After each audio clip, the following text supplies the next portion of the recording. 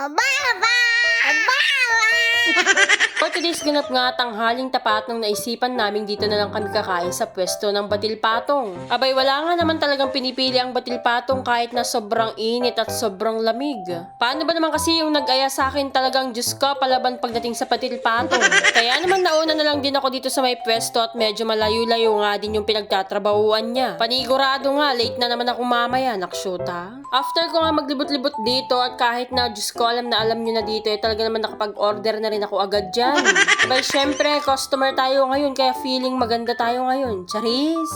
Kaya naman habang nagpapakyut ang kavava nyo dito, inip na dahil sobrang init. Diyos ko, paano ba naman kasi yung inaantay ko? Mga isang oras na wala pa rin, naksyuta. Habang pakyut nga ang kavava nyo dyan, Diyos ko, dumating na yung in-order kong batil patong. O, diba? Saan ka makakakita dito sa Santiago ng ganyan? Diyos ko, dito lang yan sa Pubs and Buddies.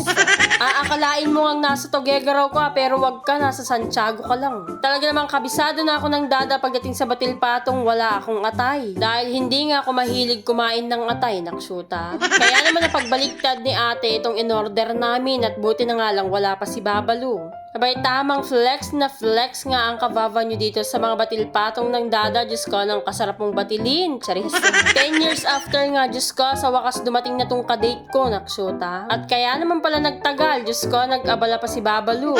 Talagang napaka-sweet, binilhan pa ako ng juice. Gutom na nga akong nag-aantay sa kanya, kaya naman hindi ko na napigilan yung self ko, kaya naman nagsikain na rin kami agad nung pagkarating niya. Kaya naman ano pang inaantay nyo, talagang tatakamin ko kayo for today's video, naksyuta. Talagang panigurado pag natikman mo tong batil patong ni Pubs, Diyos ko, buong araw ka ng busog, kinaumagahan pa, isama mo na. Charis.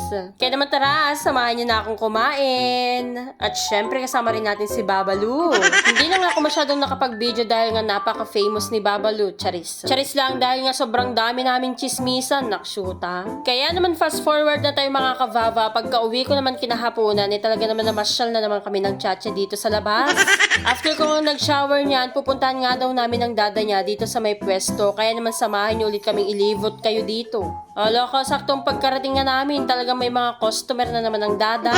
Kaya naman mag-comment kayo sa mga nakatry na dito sa amin at mamimili nga kami, talagang uubusin nyo isang bilao. Charis. Kaya naman don't forget to share at mag-comment ng picture nyo na kumakain dito sa Pubs and Buddies. Pati nga ang chacha ko talagang suportado ang dada, kaya naman nandito na naman siya para manggulo sa dada niya. Charis. Syempre, pantanggal pagod namin ang baby cakes namin. Kaya naman tamang pakitla lang din muna kami dito ng chacha at habang inaantay namin ang dada na matapos magluto.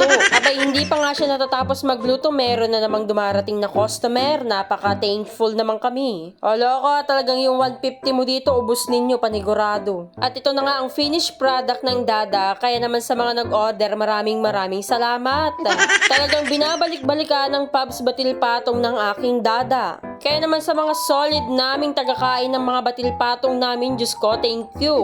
Kaya naman ayun lang mga kavava, salamat sa inyong pagsama, salamat sa panonood.